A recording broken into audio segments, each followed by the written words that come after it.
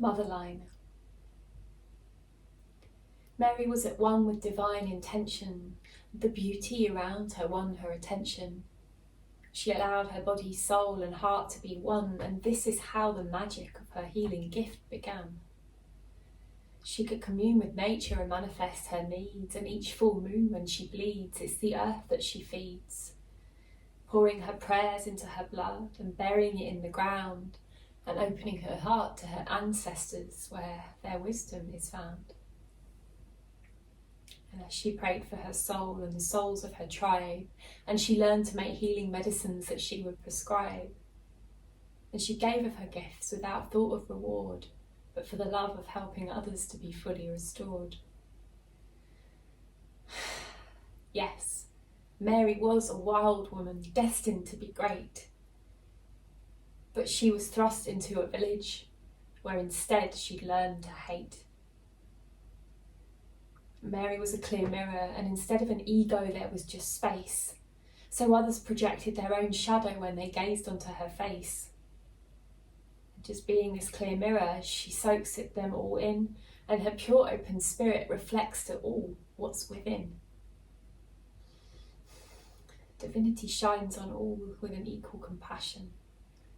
It shows yourself in the most authentic fashion by reflecting to you what you are deep inside through the events of nature and the experience of life.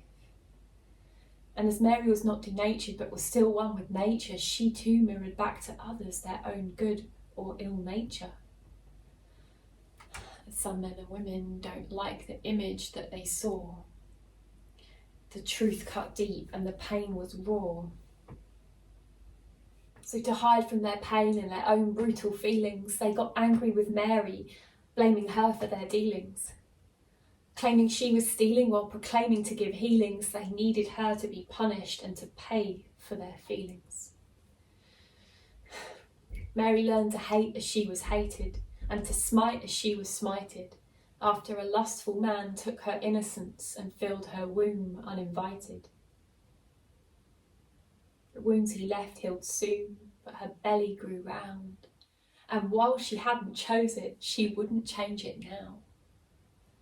She loved her daughter Hope fiercely, even though she was conceived in struggle, because she lost all sense of fear when her and her baby would cuddle.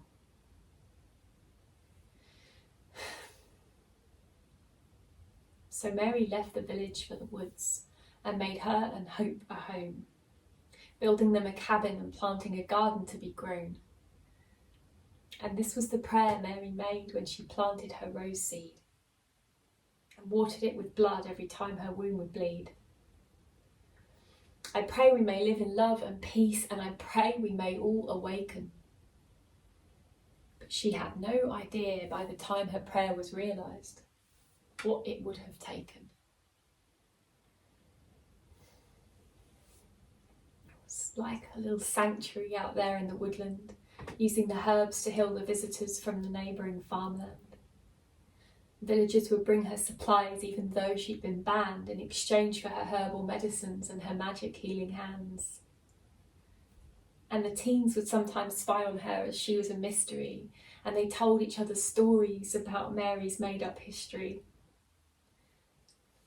But overall it seemed to work, and Mary and her daughter Hope got by, until one day Hope was struck ill and she was afraid that she might die. And nothing had worked to revive her tiny body aged only 3, and she fell unconscious with a temperature of 103. Mary beat a poultice of full moon harvested herbs, but some villagers saw her lay it on, and they were all perturbed. And they were scared of the languages Mary spoke, and they looked on in fear as Hope's fever broke. And as Mary waved her hands above the belly of the child, Hope's cheeks became rosy, and then Hope sat up and smiled. They'd known Mary was evil, but now they had proof. She'd just stolen back the life of this God-beloved youth. What was this devilcraft that she was weaving? Who were these dark masters that she obeys and believes in? The villagers had always suspected her, but now they totally rejected her, and they feared the evil intentions of this devil worshipper. They cursed her and taunted her with fearful motivation, and they felt disgusted by her as if she were a filthy aberration. So they kept themselves safe from her corrupting influence by creating a mental and emotional discontinuance, by hiding in their minds where all their judgments would chime, and making sure she was scapegoated for all their unconvicted crime. They were terrified and united to drive her out, so they all taunted her and tortured, and they would all jeer and shout. So she covered her face in public and she kept Hope at home. Although she felt abused, she couldn't leave her home to roam. One day she heard the plan was to burn her at the stake, but the thought of Hope without her was more than she could take. If they harnessed Hope's powerful gift after Mary was dead, it would have disastrous consequences worse than she dared to dread. She couldn't let that happen, and she couldn't take it anymore. She had to take control, and she felt her soul roar. To save her daughter from this fate, she set a plan in motion. To poison the well, sending them to hell, leaving her and Hope alone in devotion. She'd hoped they'd die from the poison before they made her burn, so that her and her daughter would be spared a life where she would learn. But her mother was crazed, while her mother's murderers were praised, and worst of all was the thought of Hope being raised with their ways.